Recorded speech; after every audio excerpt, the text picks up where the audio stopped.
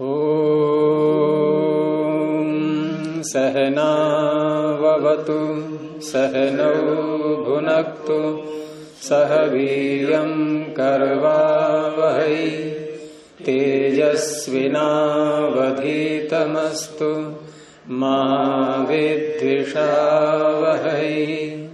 ॐ शान्तिः शान्तिः शान्तिः। न्याय दर्शन की 94वीं कक्षा। पीछे का कोई विषय पूछना है तो पूछिए।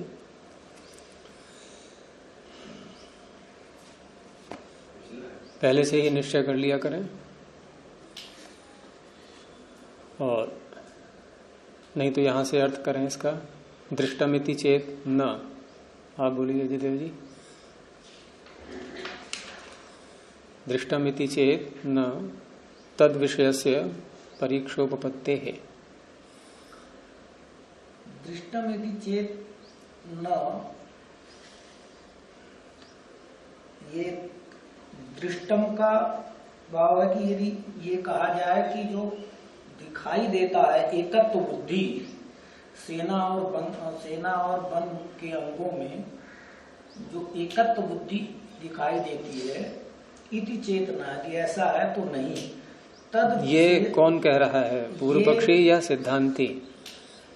ये सिद्धांती कह रहा है कि अगर आप ये कहो कि एकत्व बुद्धि जो है ये सेना और वन में एकत्व बुद्धि है, एकत्व बुद्धि का दर्शन हो रहा है, दिखाई दे रहा है। सिद्धांती कह रहा है पूर्व पक्षी से कि यदि ऐसा है तो नहीं। क्यों नहीं है ऐसा? तो ये तो बता रहे हैं तद विषय से परीक्षोपत्ति, इसी विषय की परीक्षा की उत्पत्ति हो रही है। तो ये अभी परीक्षा कोटि में है। कौन है परीक्षा कोटि में? कि एकत्व बुद्धि, जो एकत्व बुद्धि हुई है उसकी नाना पदार्थों में, तो एकत्व बुद्धि तो उसकी भी है, सिद्धांति की भी। वो अवयवी मान करके उसमें एकत्व बुद्धि लाता है।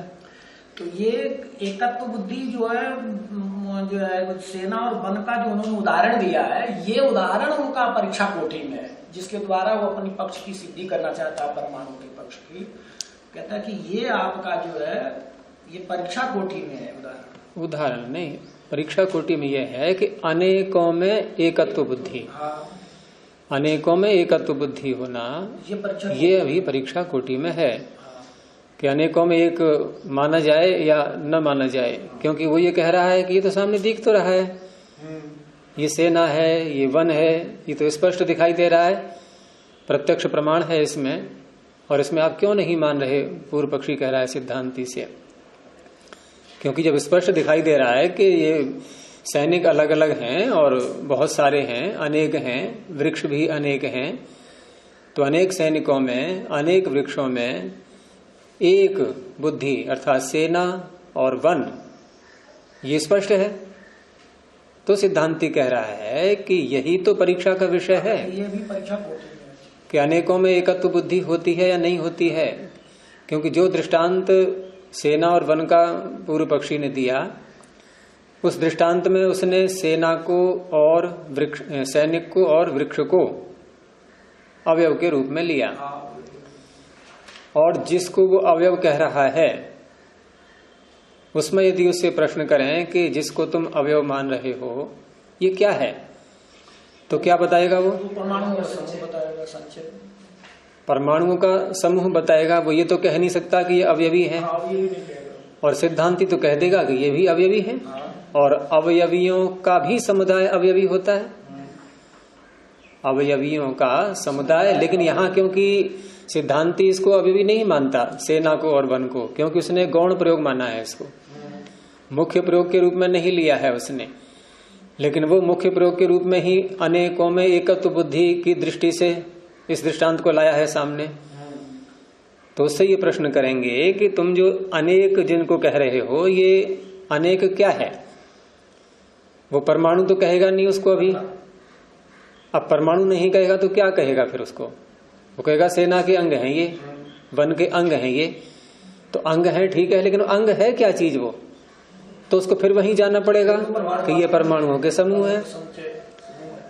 अब परमाणुओं के समूह है और परमाणुओं के समूह में एकत्व बुद्धि सिद्ध करने के लिए ही तो उसने दृष्टांत दिया था। ये अनेकों में एक बुद्धि होती है, इस बात को सिद्ध करने के लिए पूर्व पक्षी ने, सिद्धांति ने कहा था कि कोई प्रधान तो लाओ।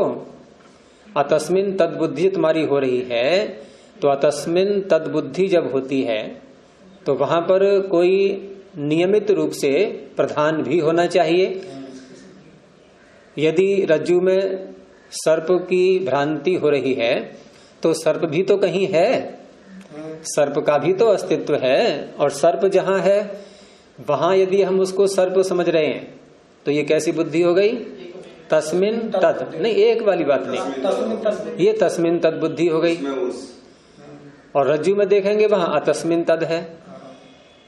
तो जब उसने कहा था कि कुंभ में यहां अनेकों में एकत्व बुद्धि है, यही तो कहा उसने कि अनेक में एक बुद्धि हो रही है, तो सिद्धांति ने कहा कि अनेक में एक बुद्धि हो रही है, लेकिन ये तो परमाणु तुम मान रहे हो ये अनेक हैं और इसमें एक बुद्धि हो रही है, तो ये तो अतस्मिन तद हो गया। ये अतस्मिन तद हो गया कि अनेक को एक मानना, ये तो सामान्य सी बात है। अनेक है तो उसको अनेक मानो, एक कैसे मान सकते हो? ये भ्रांति ही तो है। जैसे रज्जु को सर्प मानना, ऐसे ही अनेक को एक मानना। अब रज्जु को सर्प मानते समय हम तभी तो ऐसा कह पाते हैं कि ये सर्प है कि सर्प अलग से भी होता है। प्रधान रूप से हम शाम को देख चुके हैं पहले अनुभव। तो यहां भी जब अनेक में एक बुद्धि मान रहा है वो, तो उससे कहेंगे कि ऐसा भी दृष्टांत लाओ कि जहां पर प्रत्यक्ष रूप से पता लग जाए कि हाँ अनेक में एक बुद्धि कहीं सत्य भी है। अब उस सत्यता को लाने के लिए उसने ये वृक्ष और वन का और ये इसका सेना का दृष्टांत दिया, लेकिन ये दृष्टांत भी उसके पक्ष को सिद्ध नहीं कर पा रहा है, क्योंकि यहां भी वही स्थिति आ गई जो स्थिति कुंभ में थी उसके सामने, वही स्थिति यहां भी आ गई। कैसे आ गई तुम बताओ, कैसे आई वही स्थिति? वहां पर कुंभ में एक बता रहा था कि परमाणुओं के संचय को कुंभ कहा है ना, और वो कह रहा है तो परमाणु के संचय को जब कुंभ कहा तो सिद्धांति ने क्या कहा था उससे कि ये कैसी बुद्धि है? ये अतस्मिन तद। फिर क्या कहा उससे कि अतस्मिन तद है, तो कहीं पर अतस्मिन तद बुद्धि हमेशा प्रधान की अपेक्षा रखती है। तो प्रधान की अपेक्षा कहाँ बताई सिद्धांति ने? क्या दृष्टांत दे करके? रज्जु और सर्प का, स्थाणु और पुरुष का। स्थाणु पुरुष का दिया इन्होंने, स्थाणु और पुरुष का दृष्टांत दे करके क्या बताया उसको? जिस तरह से स्थाणु में ऊर्ध्वाधत्व होता है उसी प्रकार से सामान्य धर्म जो है मनुष्य में, लेकिन स्थाणु में पुरुष ये अतस्मिन तद बुद्धि, ठीक उसी प्रकार से जैसे कुंभ में अनेक में एकत्व बुद्धि, ये दोनों को मिला दिया इन्होंने कि जैसे स्थाणु में पुरुष अतस्मिन तद है, ऐसे ही कुंभ में भी अनेक में एक बुद्धि ये भी अतस्मिन तद है।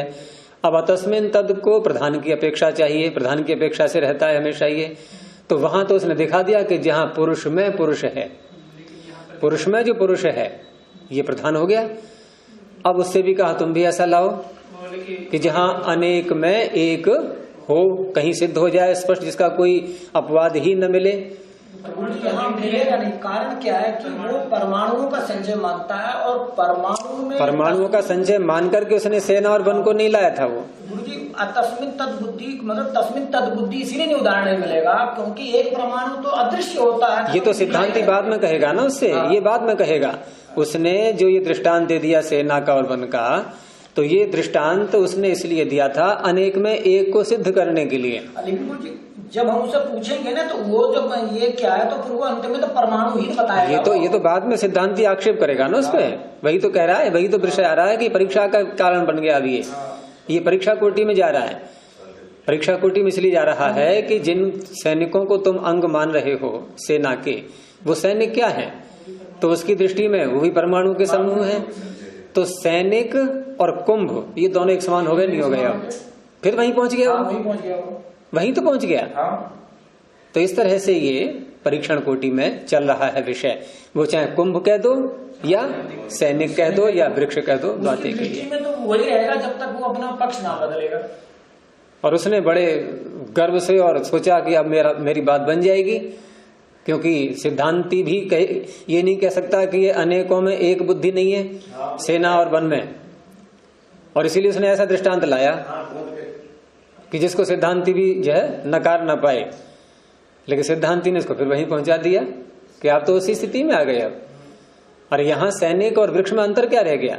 तुम्हारा सैनिक और उसमें कुंभ में अंतर क्या रह गया? जैसे कुंभ परमाणुओं का संचय है, ऐसे ही सैनिक भी परमाणुओं का संचय है, तो बात वही हो गई। तो इस तरह से है ये। चलिए आगे चलते हैं, क्योंकि सूत्र लंबा है ये। तो जब यहां तक ये बात हो गई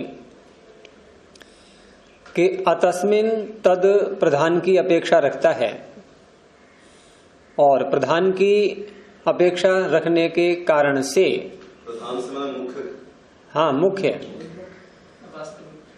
जहां कहीं भी मिथ्या ज्ञान उत्पन्न होगा तो मिथ्या ज्ञान सदा ही सत्य ज्ञान पर आश्रित होता है, सत्य ज्ञान की अपेक्षा उसको रहेगी।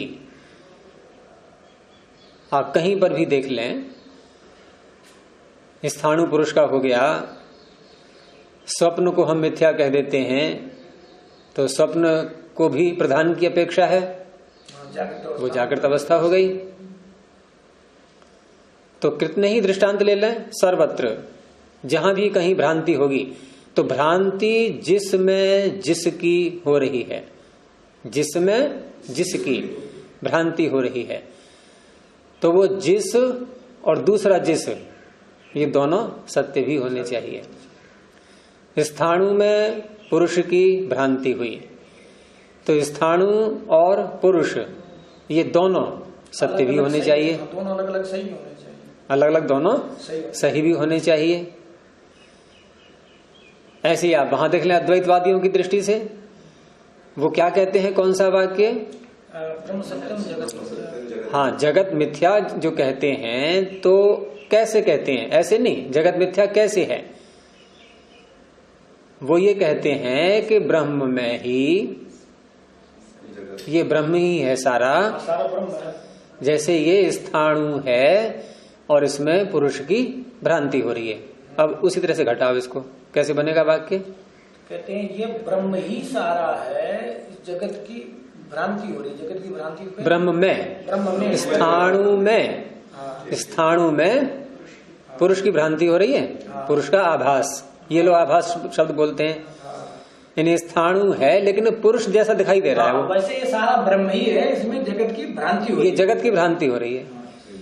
अब हम वहां प्रश्न करेंगे कि जिस व्यक्ति को स्थाणु में पुरुष की भ्रांति हो रही है, वह पुरुष को कभी उसने सत्य रूप में जाना है या नहीं? जाना है, तभी भ्रांति होगी। सत्य है, पुरुष नहीं है। हो सकता है जब यथार्थों को जान लिया हो।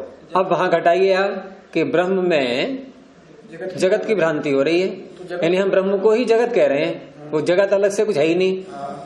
तो वहां हम उससे कहेंगे कि ब्रह्म में जगत की भ्रांति हो रही है जिसको, तो उसने कभी जगत को अलग से जाना तो है, और जब जाना है तो उस समय जगत सत्य था या नहीं था? जिस समय पुरुष को अलग से देखा था वह पुरुष सत्य था या नहीं था? तभी तो स्थाणु में भ्रांति हुई। अब वो कहाँ बताएंगे, क्योंकि वो तो कहते जगत मिथ्या है ही नहीं। जब है ही नहीं तो उसकी भ्रांति कैसे हो गई? अगर पुरुष नाम की कोई वस्तु होती ही नहीं तो स्थाणु में उसकी भ्रांति कैसे हो जाती? ये प्रबल तर्क है या नहीं है? तो इसी प्रकार से यहां पर भी अनेकों में एक बुद्धि पूर्व पक्षी कहता है, तो सिद्धांती कहता है कि ऐसा कहीं पर सत्य भी तो दिखाओ कि जहां पर एक में एक बुद्धि हो, तब तो हम कह सकते हैं कि ये अनेक में एक बुद्धि हो रही है। वो एक बुद्धि वाला विषय कोई सत्य लाओ पहले, क्योंकि ये तो हो गया अतस्मिन तत्। अनेक में एक को कहना ये स्पष्ट ही असत्य है, ये भ्रांति है कि अनेक है फिर भी एक बोल रहे हैं हम। लेकिन अनेक में एक बोलने वाला, पूर्व पक्षी अनेक में एक बोल रहा है, तो उससे कहेंगे अनेक में जब आप एक बोल रहे हो तो इसका अर्थ है आपको एक में एक का भी ज्ञान कहीं होना चाहिए। तभी तो कहेंगे अनेक में एक है। यानी एक का ज्ञान आपको कहीं ना कहीं पहले होना चाहिए। वो बताइए आप कौन सा है? ज्ञान जब नहीं है तो अनेक में एक तत्व तो वही है। फिर बोलिए। जब एक के ज्ञान पहले से एक के बोध है ही नहीं तो अनेकों में एक तत्व। हाँ, जब एक का में बोध ही नहीं कहीं पर तो हम अनेक में भी एक कैसे घटाएंगे? तो एक में एक कहीं लाने के प्रयास में वो लगा हुआ है। यहां तक तो विफलता हाथ लगी उसके। अभी तक वो एक में एक ये नहीं ला पाया।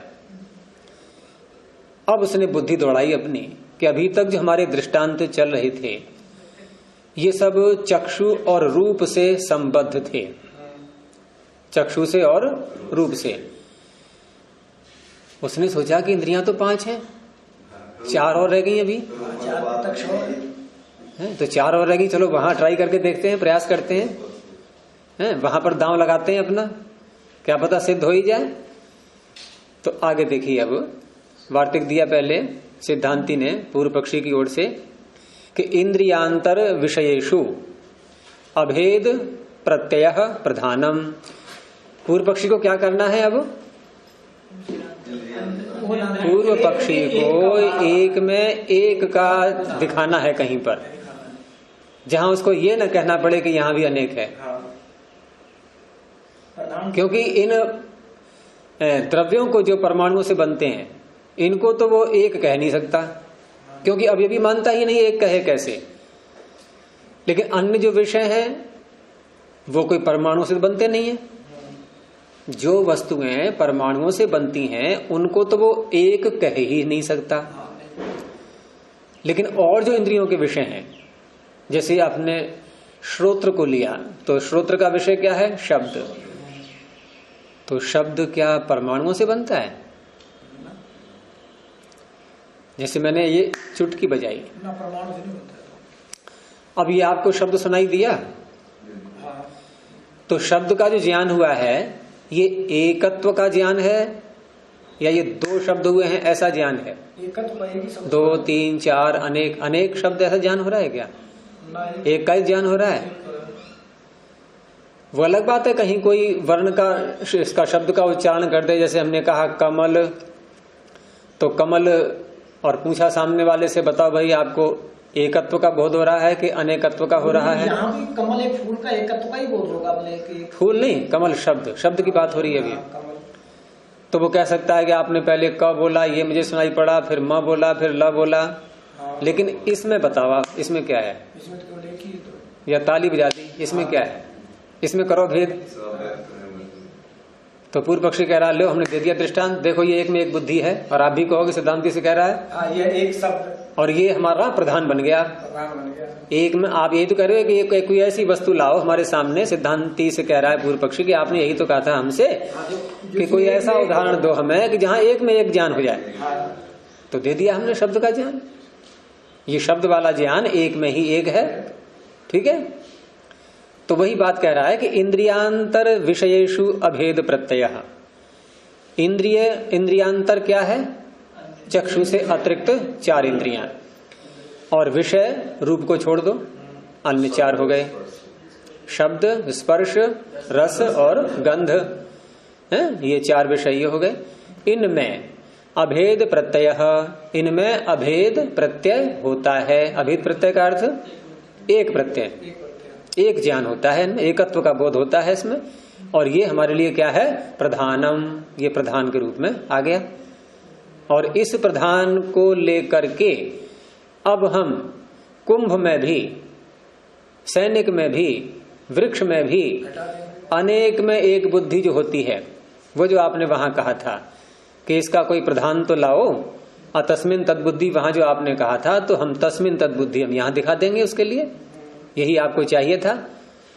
तो इसलिए अब वहां पर हम अनेक परमाणुओं को एक मान लेते हैं।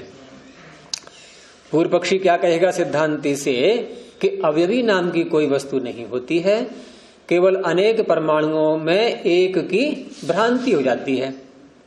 भ्रांति के रूप में ही कहा जाएगा वहां पर। अब जैसे किसी ने रज्जू को सर्प समझ लिया तो क्या है, कोई गलती हो गई क्या, उसकी अपराध हो गया क्या उससे? भाई सभी को होता है ऐसा, भ्रांति हो ही जाती है। तो सिद्धांति से कहेगा आपको ही भ्रांति हो रही है, अवयवी नाम की चीज नहीं है। ये आपको अनेकों में एक की भ्रांति हो रही है, ये है अनेक ही। और जब उससे कहा गया कोई प्रधान तो लाओ उदाहरण, बोलिए आया शब्द का कि एक में एकत्व बुद्धि भी होती है, ऐसी चीजें भी है, लेकिन यहां एक में एक बुद्धि नहीं है, यहां अनेक में एक बुद्धि है, लेकिन ये भ्रांति है। सत्य वो भी नहीं कहेगा पुरुष अवस्था में, सत्य वो भी नहीं कहेगा। भाई रज्जु में जिसको सर्प की भ्रांति हो रही है, पता लग गया भ्रांति है, तो क्यों कहेगा सत्य वो? लेकिन सर्प कहीं है ये तो स्पष्ट हो गया।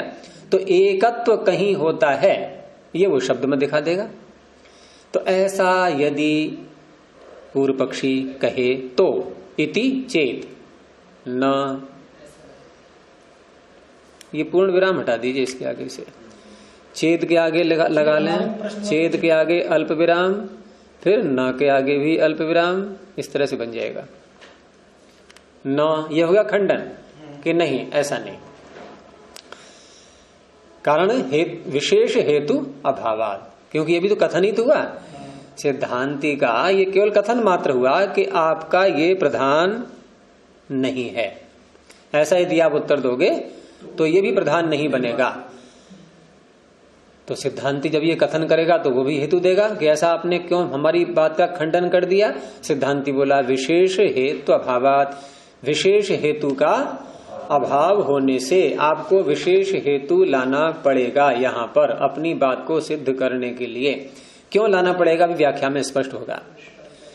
और विशेष हेतु न होने के कारण से यहाँ क्या हो रहा है, दृष्टांत अव्यवस्था, दृष्टांत की अव्यवस्था हो रही है। दृष्टांत की अव्यवस्था इसलिए हो रही है क्योंकि दृष्टांत अब दो प्रकार के हो गए। जैसे पीछे आपने देखा होगा जहां शब्द की चर्चा चल रही थी कि शब्दः नित्यः अस्पर्शत्वात्, शब्द नित्य है, क्यों? अस्पर्श वाला होने से। क्या दृष्टांत बनेगा? शब्द नित्य है, जैसे आत्मा, ठीक है, आत्मा स्पर्श वाला है और नित्य है। अब प्रतिवादी ने कहा शब्दः अनित्यः, शब्दः अनित्यः अस्पर्शत्वात्, हेतु वही है। छल क्यों होगा? अभी तो पूरा बोला भी नहीं है उसने। शब्दः अनित्यः अस्पर्शत्वात्, दृष्टांत जैसे बुद्धि, ज्ञान को हम छू पाते हैं क्या? नित्य है या अनित्य? नित्य है, उत्पन्न होता है, ज्ञान उत्पन्न होता है। उत्पन्न वस्तु नित्य होती है कभी? इंद्रियार्थ सन्निकर्ष, बोलो आगे, उत्पन्नम, इंद्रियार्थ सन्निकर्षोत्पन्नम, उत्पन्नम, उत्पन्न है ये। अब यहां जो अस्पर्श हेतु है, ये हेतु दो दृष्टांतों में लग रहा है, बुद्धि में भी और आत्मा में भी, नित्य में भी अनित्य में भी। तो ऐसे अस्पर्श हेतु से क्या ये निर्णय हो जाएगा कि शब्द नित्य है या अनित्य है? ये स्पर्श हेतु ये शब्द की नित्यता या अनित्यता को दोनों में से किसी एक को सिद्ध कर पाएगा? नहीं कर पाएगा ना। तो ऐसे यहां भी अव्यवस्था हो रही है कि आपने कहा कि अतस्मिन तद्बुद्धि में प्रधान को लाने के लिए आपने कहा कि शब्द यहां जो सुनाई देता है ये, इसमें एक में एक बुद्धि हो रही है। तो ये तो हो गया तस्मिन तद का उदाहरण, ठीक है। और हमने कह दिया स्थाणु पुरुषः, स्थाणु में पुरुष है, ये कौन सा हो गया? अतस्मिन तद का। तो दोनों दृष्टांत मिल रहे हैं। जी उसका ये उदाहरण नहीं मिलेगा, उसने उदाहरण इधर दिया शब्द का, उधर उदाहरण दे रहा है, क्या नाम है कि वो वन का, सेना का या घड़े का उदाहरण देगा। उसको सिद्ध करना है अनेक में एक। कि अनेक में भी एक ज्ञान होता है, ये उसको सिद्ध करना है। और उसको सिद्ध करने के लिए दो प्रकार के दृष्टांत सामने आ गए। एक तो शब्द का आ गया, इसमें एक में एक बुद्धि होती है, और एक स्थाणु पुरुष का आ गया है, एक इसमें एक में एक बुद्धि नहीं। ऐसे बोलो कि शब्द में जो शब्द का जो दृष्टांत आया ये हो गया तस्मिन तद, स्थाणु पुरुष का आया ये हो गया अतस्मिन तद। अब तस्मिन तद और अतस्मिन तद ये दोनों दृष्टांत पास में है हमारे। हाँ, लेकिन वो अतस्मिन तद और तस्मिन तद का एक अंश मिलना चाहिए, लेकिन ये अंश शब्द का उसमें कहाँ मिलेगा? नहीं, उसको ये सिद्ध करना है कि अनेक में एक बुद्धि हो रही है। ठीक है, और अनेक में एक बुद्धि के लिए दो दृष्टांत सामने आ रहे हैं कि ये जो अनेक में एक बुद्धि वाली बात कर रहा है ये व्यक्ति, कुंभ का ज्ञान जो कर रहा है कि अनेक में एक बुद्धि हो रही है, ये शब्द के समान माना जाए अथवा स्थाणु के समान माना जाए, क्योंकि दृष्टांत दो हो चुके हैं अब उसमें इन दोनों दृष्टांतों से बचने के लिए एक दृष्टांत को लाने के लिए उसे कोई विशेष हेतु देना पड़ेगा। उसने शब्द वाले को पकड़ा है, उसने शब्द वाले दृष्टांत को अपनी सिद्धि के लिए पकड़ा, तो सिद्धांती कहता है कि तुम स्थाणु को क्यों छोड़ रहे हो? फिर हम स्थाणु को लगाएंगे, वहां पर हम स्थाणु वाले को लगाएंगे। अब स्थाणु से बचने के लिए उसको कोई विशेष हेतु देना होगा। यद्यपि ये बात सिद्धांती पर भी लागू हो रही है, वो भी सिद्धांती से कहेगा, ये कह सकता है कि सिद्धांती ने कहा कि यहां पर एक में एक बुद्धि हो रही है, कुंभ में या वृक्ष में या सैनिक में एक में एक बुद्धि। अब ये भी मानता है ना वो, तो पूर्व पक्षी भी उससे कहेगा कि एक में एक बुद्धि हो रही है। ये सिद्ध करने के लिए तुम्हारे सामने भी दो दृष्टांत हैं, स्थाणु वाला भी है और शब्द वाला भी है। तो उसने किसको लगाया? उसने भी शब्द वाले को लगाया, इसने भी शब्द वाले को लगाया। तो जब सिद्धांती इससे विशेष हेतु मांग सकता है तो पूर्व पक्षी भी सिद्धांती से विशेष हेतु मांगेगा कि आप भी शब्द को क्यों ले रहे हैं, आप स्थाणु को क्यों नहीं पकड़ लेते? यानी आपकी भी अतस्मिन तद बुद्धि है, जो आप अभी मान रहे हैं, आपकी भी अतस्मिन तद बुद्धि है। आप मेरे से तो कह रहे हैं ये कि विशेष हेतु लाओ, मैं भी तो आपसे कह सकता हूं विशेष हेतु लाओ। इसके सिद्धांति का तो विशेष हेतु है ही है। कौन सा है? कोई सा नहीं है अभी। ये जो है ये वो ठीक है, धारण आकर्षण पीछे दे चुका है वो, अभी उस बात को नहीं ले रहे यहाँ पर, लेकिन उसको भी यहाँ इन दोनों में से एक दृष्टांत को पकड़ने के लिए कि शब्द में एक बुद्धि है, क्योंकि दृष्टांत वो होता है जो दोनों पक्षों को स्वीकार हो। और एक शब्द में एकत्व बुद्धि वाली बात सिद्धांति को भी स्वीकार है, पूर्व पक्षी को भी स्वीकार है। स्थाणु में अतस्मिन तद बुद्धि पूर्व पक्षी को भी स्वीकार है, सिद्धांति को भी स्वीकार है, दोनों को स्वीकार नहीं। तस्मिन तद बुद्धि अतस्मिन तद बुद्धि ये दोनों को स्वीकार है। और उधर दो विषय परीक्षणीय है कि अवयवी होता है नहीं होता है, एक ये परीक्षणीय है। उधर ये कि अनेकों में एक बुद्धि होती है नहीं होती, ये भी परीक्षणीय है। तो सिद्धांति ने पूर्व पक्षी से कहा कि आप कोई प्रधान दृष्टांत लाओ, तो प्रधान दृष्टांत वो ये ले आया शब्द वाला।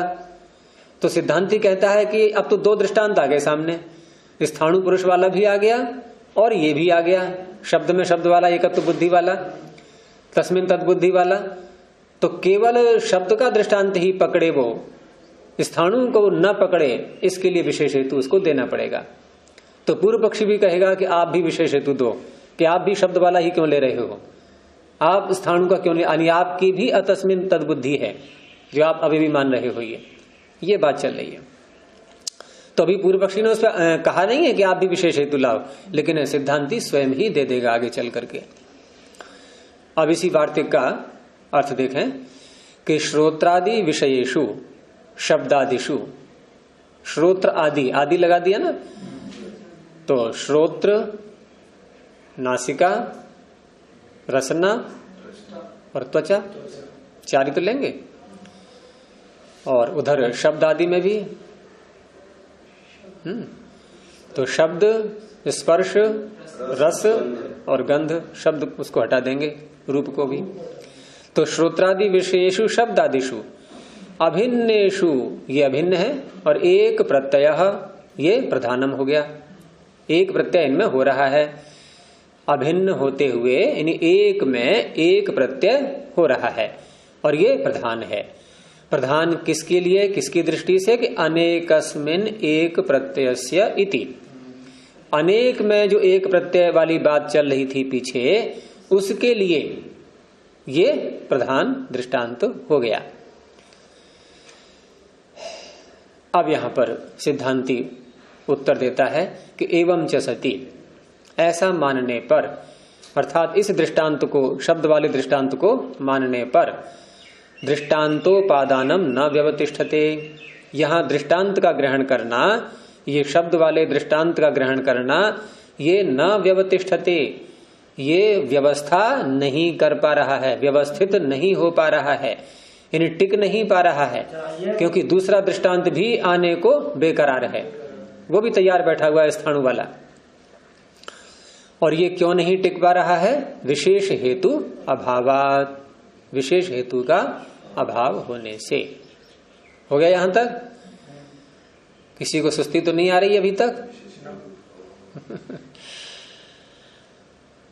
अब विशेष हेतु का अभाव होने से क्यों नहीं व्यवस्थित हो पा रहा है, तो अव्यवस्था को आगे बता रहे हैं कि कैसे हो रही है अव्यवस्था।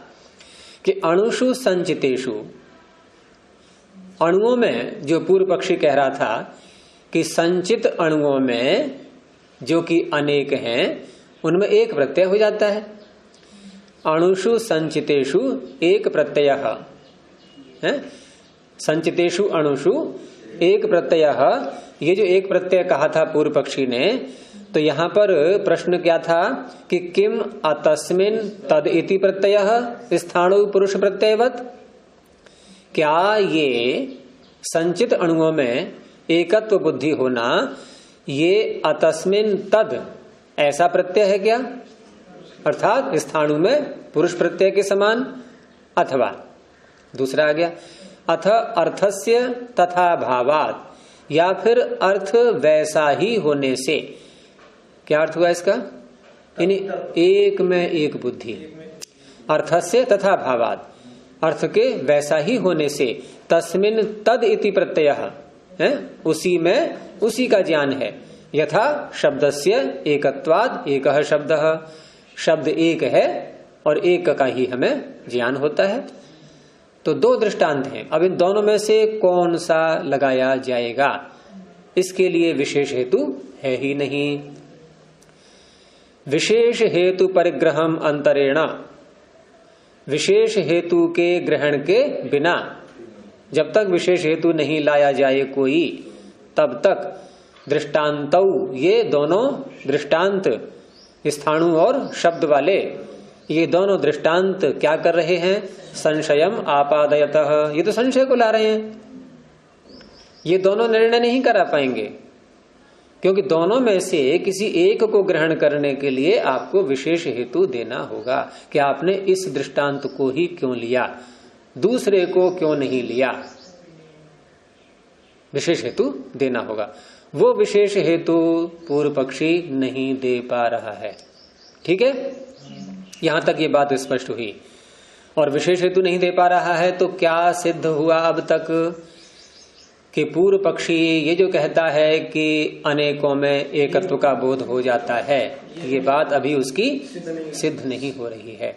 और सिद्धांति की सिद्ध है, क्योंकि वो अभी भी मानता है, वो एक ही मानता है कुंभ को, और एक में एक बुद्धि हो जाएगी उसकी। यद्यपि पूर्व पक्षी ने कहा नहीं है उससे कि आप भी विशेष हेतु दीजिए, क्योंकि वो भी तो कह सकता है कि आप भी तो केवल शब्द के समान इसको क्यों मान रहे हैं, आप स्थाणु के समान क्यों नहीं ले लेते, यानी आपका भी अतस्मिन तद हो सकता है।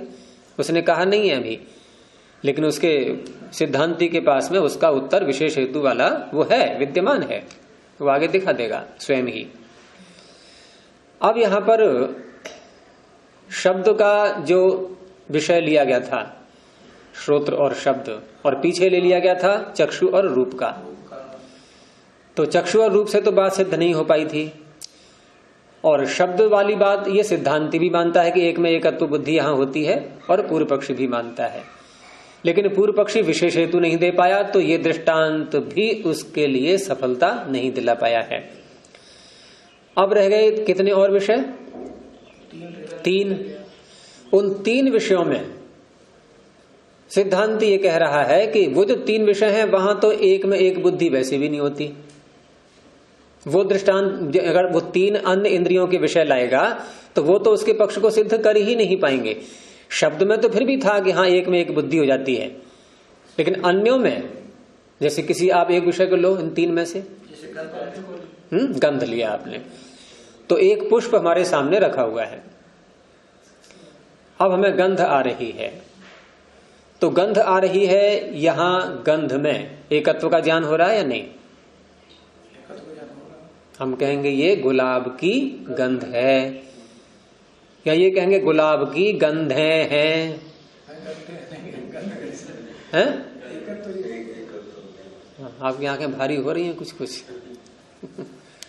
गुलाब की गंध है, लेकिन अब आप विचार करो गंभीरता से कि गंध ये किस पर आश्रित रहती है? द्रव्य पर आश्रित रहेगी। तो द्रव्य क्या है यहां पर? फूल गुलाब का। वो नासिका में आ गया या बाहर रखा हुआ है? तो बाहर है, तो ज्ञान की उत्पत्ति कब होती है? इंद्रिय और अर्थ का सन्निकर्ष होने पर। तो नासिका का सन्निकर्ष हुआ है पुष्प से या बिना हुए ही गंध का ज्ञान हो गया? हुआ है, तो नासिका उधर गई या पुष्प उधर से आया कूद गए? दोनों ने बीच से गंध आई हवा के। तो गंध गुण है, गुण गुणी पर रहता है आश्रित। तो गंध कैसे गुणी को छोड़ के आ गई क्या? ये तो बीच में हवा गुणी को अनाथ छोड़ दिया। हवा परमाणु तो नहीं आता है, हवा से गुरुजी गंध तो हवा से, वाह गति गंधनयो, गति और वायु तो गति और गंध को दोनों को लेकर के चलती, गति भी। तो आपका पक्ष क्या है? गंध गुणी को छोड़ के आ गई, ये कहना चाह रहे हैं? छोड़ नहीं सकती, व्याप्त है ना उसकी। छोड़ नहीं सकती, यानी आप ये मान रहे हैं गंध ने अपने गुणी को नहीं छोड़ा है, नहीं छोड़ा है। और गुणी आपने पूर्व कहा था कि पुष्प जो है वो गुणी है, ठीक है, उसको गंध ने नहीं छोड़ा है, यानी गंध पुष्प में ही है। तो नासिका का सन्निकर्ष तो हुआ नहीं, फिर गंध कैसे आ गई? आपने कहा कण आ रहे हैं, ठीक कह रहे हैं आप, कण आ रहे हैं। तो कण क्या है? ये भी द्रव्य हैं अलग अलग, हैं? कण क्या है? ये द्रव्य ही तो हैं। तो आप ये कह रहे हैं कि गंध नहीं आई है, कण आए हैं वहां से उड़ करके। यही सिद्धांत है कि जिस पदार्थ से के निकट होने पर यदि हमें गंध आ रही है तो उसका अर्थ है उस पदार्थ का क्षरण हो रहा है, उसमें से कुछ कण वायुमंडल में जा रहे हैं निकल के, और जा रहे हैं तो कम ही तो होता रहेगा धीरे धीरे। वो अलग बात है, कोई अधिक तीव्रता से कम होता है, कोई बहुत ही धीरे धीरे होता है, और कहीं आपको पता भी नहीं लगेगा। मान लोहा रखा है पास में, गंध आ रही है क्या? तो क्या कहेंगे हम? उसमें से कण निकल ही नहीं पा रहे हैं। लेकिन उसी लोहे को हम बहुत भयंकर तापमान में, कितना होता है 3000 पे पिघलता है, कितने पे? 3000 डिग्री पे, और उसमें पिघला दिया हमने। अब कुछ न कुछ वाष्प आएगी वायुमंडल में, तो वाष्प आना क्या है? ये कण का ही तो निकलना है। अब आपको गंध आने लगेगी उसमें। वो कैसी गंध है वो चीज अलग रही। गंध में तीव्रता कितनी है नहीं है, किसी में तीव्रता होती है, किसी में नहीं होती है। अब पेट्रोल है, कितनी तीव्र गंध होती है उसकी। तो जिसकी गंध अधिक आ रही है वो कण अधिक, आप कपूर रख दो पास में और 1 घंटा रखा रहने दो, कम हो जाएगा। उसकी गंध अधिक तीव्रता से, उसके कण अधिक जल्दी से निकल रहे हैं। तो सिद्ध ये हुआ कि कण ही नासिका में आते हैं। अब जब कण नासिका में आते हैं तो वो कण एक आया कि अनेक आए? अनेक आए, तो एक कण थोड़ी आए। अच्छा, तो हर कण की गंध भी उसके साथ में है अलग अलग। तो ये अनेक गंधें हुई कि एक गंध हुई? गंध तो एक है। फिर वही बात, आपने यहां तक स्वीकार किया या नहीं कि अनेक कण नासिका में आए हैं? चलो अनेक में आप बहुत संख्या मत मानो, 2 तो मानना पड़ेगा। एक इस नासिका में घुसा, एक इसमें घुसा। 2 तो मानोगे ही कम से कम, हैं? तो 2 कण आए तो 2 गंधें हो गई। भाई एक कण की अलग गंध, दूसरे वाले की अलग गंध है। देखो ज्ञान आपको हो रहा है, मैं उस पर नहीं बात कर रहा हूं, ज्ञान तो आपको एक गंध का ही हो रहा है, लेकिन यहाँ अतस्मिन तद है कि तस्मिन तद है, बात ये हो रही है।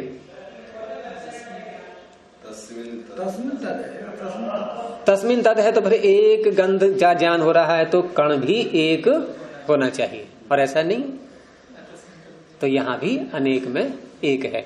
और ये दृष्टांत यदि पूर्व पक्षी देगा तो ये भी सिद्ध नहीं कर पाएगा उसको, मतलब ये दृष्टांत उसके पक्ष को, क्योंकि ये तो कुंभ के समान ही हो गया। जैसे वहां वो अनेक अणुओं का संचय मान रहा है, और वो दृष्टांत एक में एक बुद्धि वाला सिद्ध करने के लिए लाए और गंध का दृष्टांत देने लगे, ये सिद्ध कर पाएगा वो?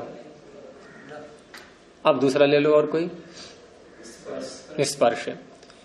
मान लो मैंने ऐसे हाथ रखा, ये स्पर्श हो गया, हाथ को हटा लिया।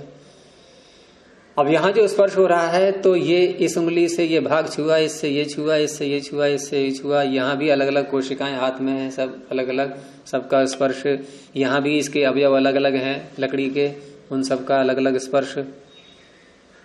तो कितने स्पर्श हो गए? ये बहुत सारे हो गए। हमें तो एक का ही बोध होता है ना। हाँ, शीतलता उष्णता एक का ही होगा। कोई गर्म पात्र छुआ हमारे पीठ में, अरे क्या लग गया ये गरम गरम, तो बहुत सारे गरम लगे, ये बोध हो रहा है, बहुत सारे स्पर्श या एक ही बोध, तो ऐसा ही हो रहा है। लेकिन वो जो वस्तु छुई है उससे कितने सारे कण हैं, और सबका स्पर्श अलग अलग ही तो होगा। तो यहां भी अनेक में एक बुद्धि है, हो गया कुंभ के समान ही ये भी दृष्टांत नहीं बन पाएगा उसका। गंध में और ये स्पर्श में जो ज्ञान तो एक हो रहा है, लेकिन वो हाँ, ये तस्मिन तद हो रहा है, शब्द में वो बात नहीं घटेगी, शब्द में तस्मिन तद है। ये शब्द से भेद दिखा रहे हैं इनमें। हाँ, ऐसे रस में भी हो गया। देखो शब्द का दृष्टांत क्यों लाया था वो, एक में एक बुद्धि दिखाने के लिए।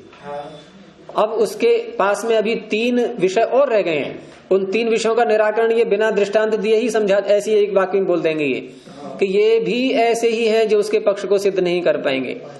वो तो मैं तुम्हें व्याख्या करके बता रहा हूं अलग अलग, ये व्याख्या इसमें नहीं है कोई भी ऐसी। तो यहां पर ये सब अतस्मिन तद वाले ही बनेंगे। ये यहां अनेक में एक बुद्धि के ही है सारी। ये ऐसी रस को ले लो, हमने मुख में कोई वस्तु रखी, चीनी के मान लो 10 दाने हमने रख लिए, तो 10 दाने, हर दाने में अलग अलग मिठास है कि नहीं है? तो माननी पड़ेगा अलग अलग चीनी। अब माननी पड़ेगी है। गंध में नहीं समझ में आ रहा था क्योंकि गंध में वो कण दिखाई नहीं दे रहे थे उड़ते हुए, जबकि वहां निश्चित है, वैज्ञानिक भी परीक्षण कर चुके हैं कि कुछ उड़नशील तैलीय पदार्थ होते हैं इन पुष्पों में, जिनको क्या बोलते हैं इंग्लिश में, वोलेटाइल्स बोलते हैं, ऐसी कुछ है शब्द। वो उड़नशील तत्व उसमें होते हैं, और वो जब तक न हो, जिस पदार्थ में ये नहीं होते उसी गंध आपको आएगी ही नहीं। गुरु जी ऐसे तेल वगैरह रखते हैं कपूर के, लगा खोला रहेगा, खत्म भी हो जाता है, हो जाएगा। मतलब यार गया ना तो वो तो यहाँ चीनी के हम 10 दाने जिह्वा पर रखे, और हर दाना जिह्वा में रसना में भी अलग अलग कोशिका से छू रहा है। वो भी एक ही कोशिका में सारे दाने नहीं है। जहाँ स्पर्श हो रहा है उन दानों का, वो भी इस कोशिकाएं अलग अलग हैं, और वो दाने भी अलग अलग हैं, और सबकी अलग अलग मिठास है।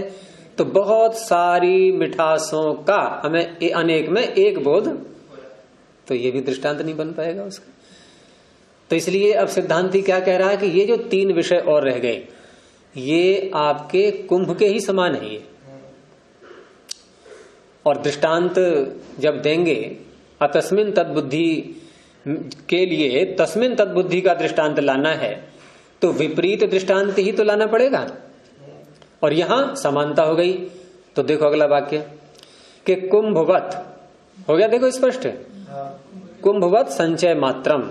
जैसे कुंभ को पूर्व पक्षी कहता है कि अणुओं का संचय मात्र है, ऐसे ही गंधादय अपि, ये गंध आदि, आदि में और कितने आ गए? रस और स्पर्श, 2 ही और आ गए। गंध तो बोल ही दिया। देखो रूप पहले निकल गया, शब्द को मान लिया गया है, और 3 में गंध का नाम बोल दिया, आदि में 2 और आ गए। तो गंधादय अपि कुंभवत संचय मात्रम, ठीक है, इति। इसलिए क्या होगा ये?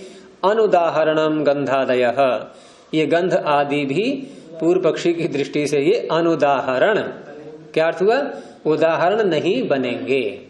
हो गया स्पष्ट। अब यहां तक सिद्धांती ने अवयवी को सिद्ध करने के लिए धारण, आकर्षण, एकत्व बुद्धि होना, ये सब बातें बताई थी।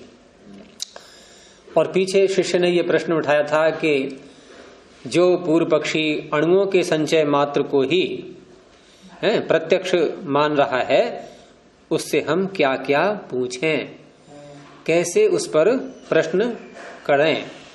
तो वही तो विषय चल रहा है, ये प्रश्न उस पर किए जा रहे हैं। अब तक जो प्रश्न किया गया था उसका समाधान करने के लिए उसने शब्द को दृष्टांत के रूप में दिया, लेकिन वो दृष्टांत भी विशेष हेतु न दे पाने के कारण से उसके पक्ष को सिद्ध नहीं कर पाया था। अब सिद्धांती कहता है कि हम और भी प्रश्न कर सकते हैं पूर्व पक्षी से। अब इतने प्रश्नों में तो वो नहीं अपने पक्ष को सिद्ध कर पाया है अब तक, लेकिन सिद्धांती यूं ही नहीं छोड़ता किसी विषय को।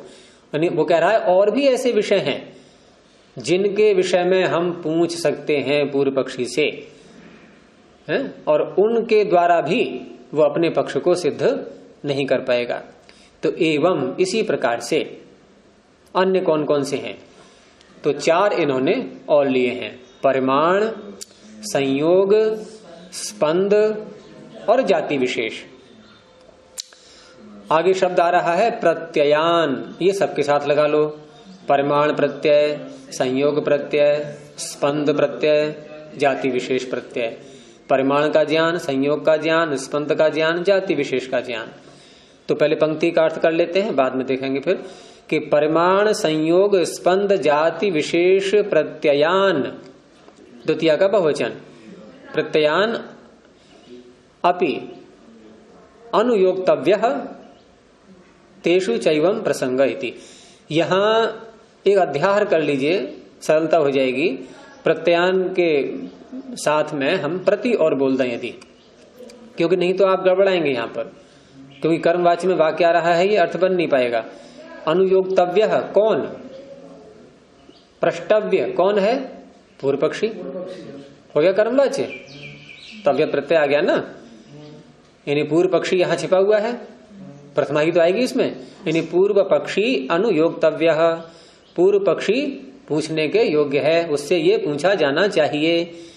तो क्या बातें पूछनी चाहिए, परिमाण ज्ञान, संयोग ज्ञान इत्यादि, ये उससे पूछना चाहिए। और इनमें आ रही है द्वितीया, तो द्वितीया कर्म में द्वितीया, वो तो हाँ प्रथमा तो उसमें हो ही गई, जिससे पूछेंगे वो तो पूर्व पक्षी हो गया, और ये विषय भी पूछने वाले ही हैं। लेकिन यहां जो द्वितीय आ रही है, इसमें प्रति का अध्याहार कर लेंगे तो वो द्वितीय वहां चरितार्थ हो जाएगी प्रति के साथ में। अब क्या अर्थ बनेगा कि इन विषयों के प्रति, इन विषयों से संबद्ध, ठीक है, इन विषयों के प्रति हम उससे प्रश्न उठा सकते हैं। और जब प्रश्न उठाएंगे और वो उत्तर देगा, तो उत्तर देने के बाद उसकी स्थिति वही बनेगी जो यहां बन गई थी अभी शब्द के विषय में। तो इसलिए कहा तेषु च एवं प्रसंग, वहां भी ऐसा ही प्रसंग बन जाएगा। आप पूछ कर देख लो उससे, ये तात्पर्य शिष्य से कह रहे हैं गुरुजी कि आप पूछ के देख लो, इन प्रश्नों को भी पूछो कि आपको परिमाण का ज्ञान कैसे होता है, आपको संयोग का ज्ञान कैसे होता है, आपको गति का ज्ञान कैसे होता है, अर्थात ये ज्ञान भी बिना अवयवी के नहीं हो सकते, आपको जाति का ज्ञान कैसे होता है। और यहां पर भी वो उलझेगा और यही स्थिति उसकी बनेगी जो शब्द के विषय में बन गई थी। जैसे परिमाण को लेते हैं हम, तो परिमाण क्या है, ये आकार, परिमाण क्या है, भार क्यों बोल रहे, भार तो अलग चीज है। परिमाण किसे कहते हैं, परिमाण लंबाई, लंबाई चौड़ाई मापा जाता है, वस्तु की व्यापकता, और कहें तो इयत्ता, इतना लंबा, इतना चौड़ा, इतना मोटा, इतना गहरा, ये जो शब्द बोले जाते हैं अर्थात कोई वस्तु कितने स्थान को घेरे हुए है, इसे कहते हैं परिमाण। आकार नहीं, देखो आकार बोलेंगे हम तो वो रूप की दृष्टि से बोलते हैं उसको। आकार रूपवान वस्तुओं में होता है और परिमाण रूप अरूप दोनों में है। जीवात्मा का परिमाण है या नहीं? जीवात्मा का परिमाण है या नहीं है? परिणाम नहीं, परिमाण है। परमात्मा का परिमाण है कि नहीं? परमात्मा का परिमाण नहीं है।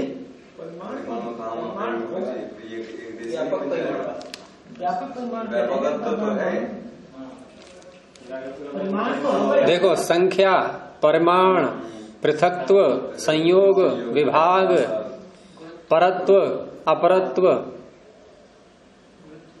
परत्व परत्व को छोड़ देते हैं थोड़ी देर के लिए। तो ये जो 5 हैं, संख्या, परिमाण, पृथकत्व, संयोग, विभाग, ये सारे द्रव्यों में होते हैं। सिद्धांत ही वैश्विक का, सारे जितने भी हैं सब में होंगे ये।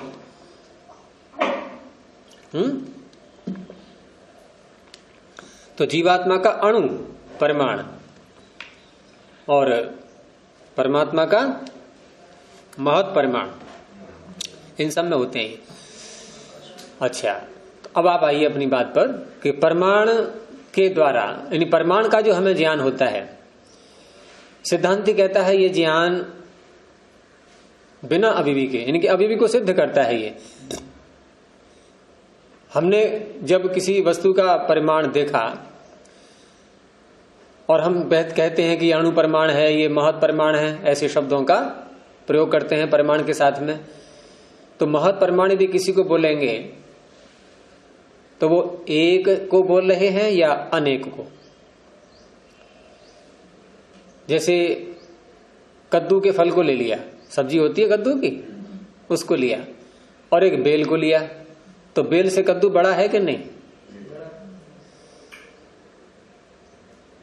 और अब हम पूर्व पक्षी से पूछें कि आप बेल की दृष्टि से कद्दू को बड़ा कहोगे या नहीं, महत् कहोगे या नहीं, महत् परिमाण का है ये, क्या कहेगा वो? बेल से कद्दू के लिए महत्व प्रयोग होगा, वो भी कहेगा हाँ महत् परिमाण है। अब उससे प्रश्न करो आप कि ये जो महत् शब्द बोला हमने परिमाण के लिए कि ये बड़ा परिमाण है, बड़े आकार का है, बड़ी इयत्ता है इसकी, अधिक स्थान घेर रहा है, ये कौन है ये? वो क्या कहेगा?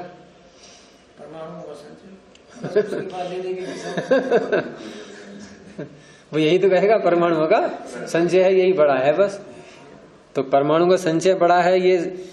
अब संचय को कोई नया द्रव्य मानता नहीं है, वो संचय नाम का कोई नया द्रव्य बन गया है ये तो मानता नहीं।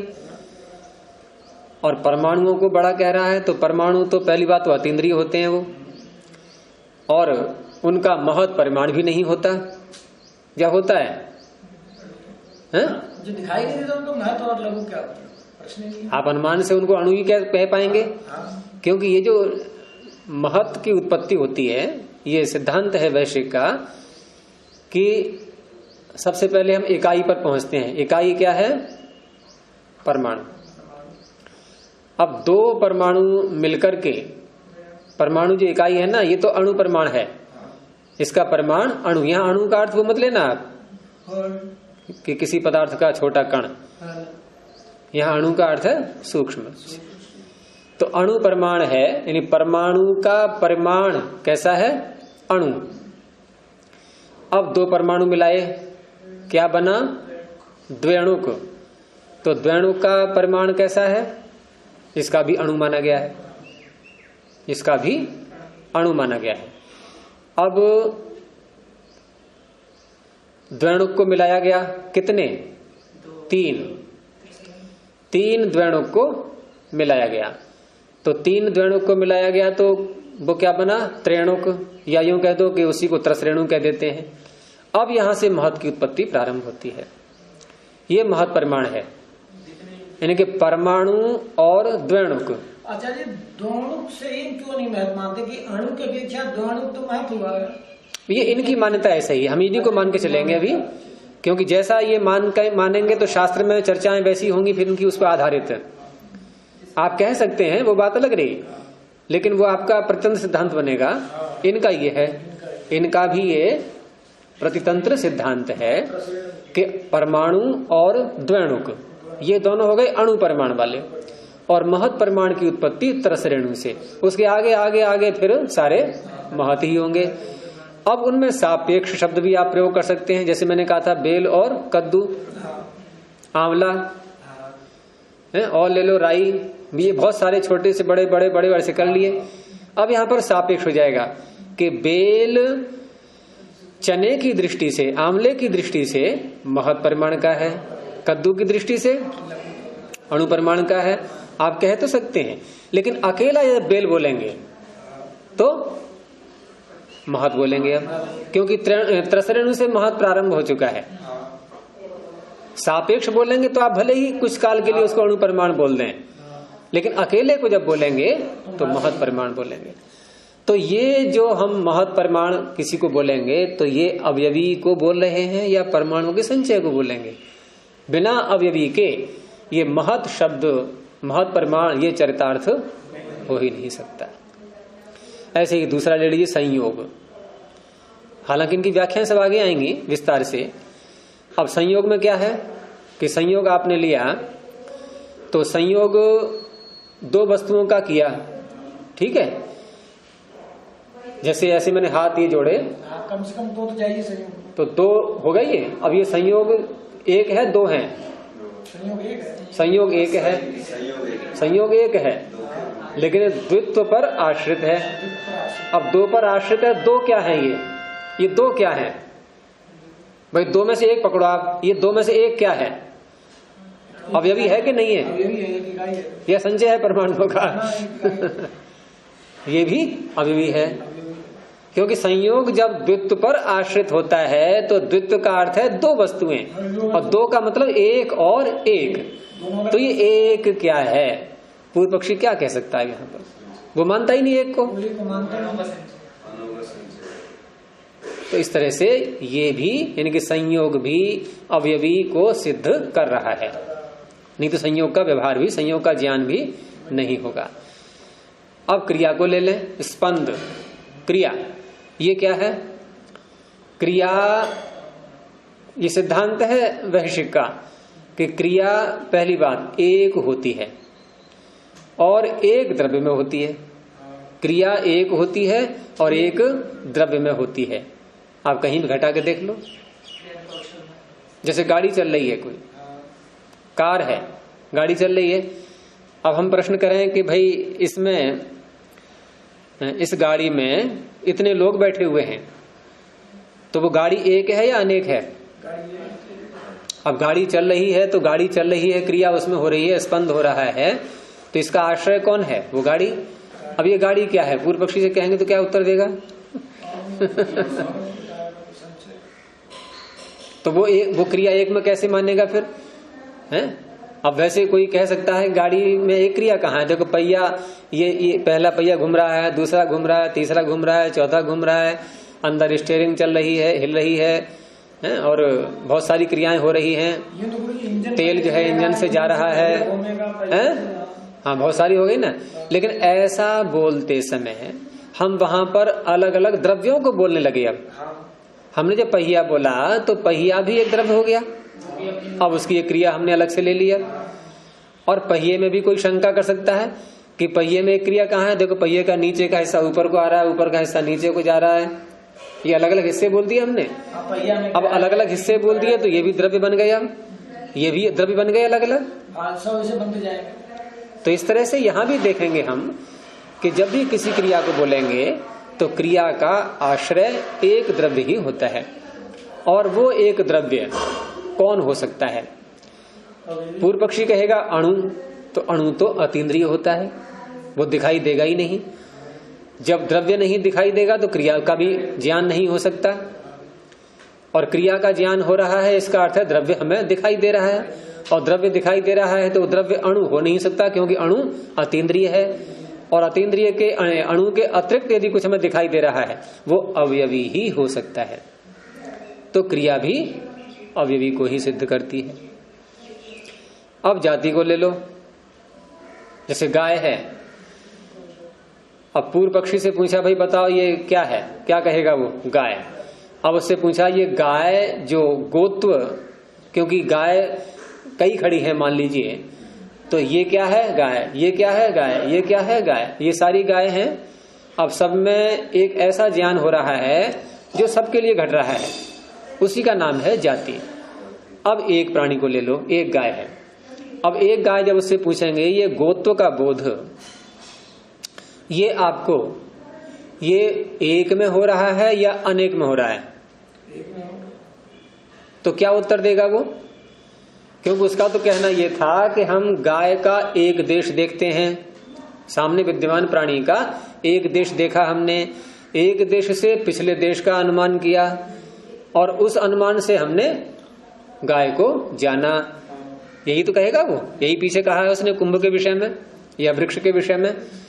अब यहां पर यदि सामने का एक देश उसने गाय का देखा और उसमें वो कहने लगे कि इस सामने वाले एक देश में गोत्व जाति है, तो इसका अर्थ है कि पीछे वाला देश देखेगा तो वहां एक नई गोत्व जाति होगी, सामने इधर को देखेगा दाएं बाएं वो अलग गोत्व जाति होगी।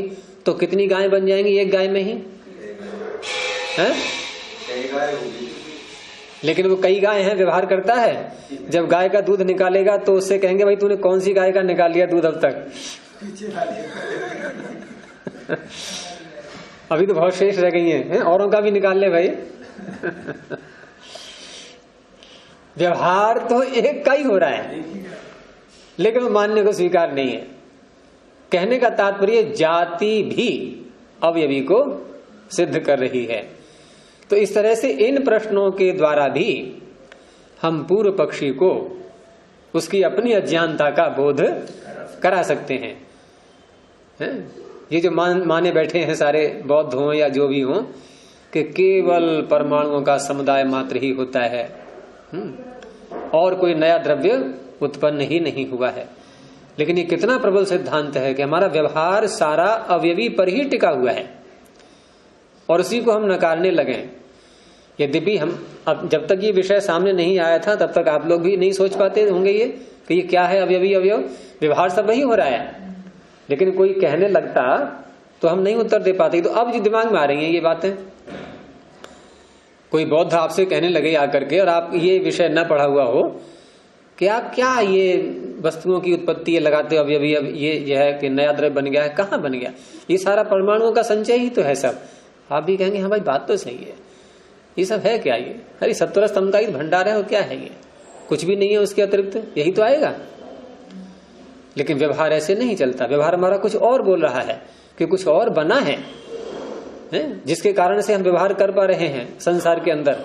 नहीं तो एक भी वस्तु का नाम ही नहीं बोल पाएंगे हम। नाम किसका रखते हैं हम बताइए? जैसे ये मेज है, ये मेज एक नाम है, संज्ञा है, समाख्या है। ये किसका नाम है? ये इसके एक अणु का नाम है या अणुओं के संचय का नाम है? अणुओं के संचय का नाम है यदि, तो देखो ये भी अणुओं का संचय है, इसको भी कह दो मेज। फिर इसको भी, जैसे ये अणुओं का संचय, ये भी अणुओं का संचय, तो इसको बोतल और इसको मेज क्यों कहा? ये दो शब्द अलग अलग कहां से आए हैं? जबकि दोनों में समानता है, ये भी अणुओं का संचय है, ये भी अणुओं का संचय है। तो ऐसे व्यक्ति से हम पूछ सकते हैं कि ये दो नाम कैसे बोले आपने? सबके एक ही नाम हो, फिर सारे अणुओं का ही संचय है, सब चलेगा व्यवहार? हाँ, व्यवहार में वही बोलेंगे कि हाँ भाई ये मेज है, ये कुर्सी है, मैं कुर्सी पर बैठा हूं। अब उससे कहीं कुर्सी पर कहां बैठे हो? आप तो परमाणु संचय बैठे हो। तो ऐसे व्यवहार नहीं होता। इस तरह से इन परिमाण, संयोग, स्पंद, जाति विशेष आदि ये भी अवयवी को सिद्ध करने वाले हैं और इनके द्वारा भी हम पूर्व पक्षी से प्रश्न कर सकते हैं। अब आगे विषय यही चलेगा, कल को देखेंगे। समय हो गया अभी। प्रणव ध्वनि।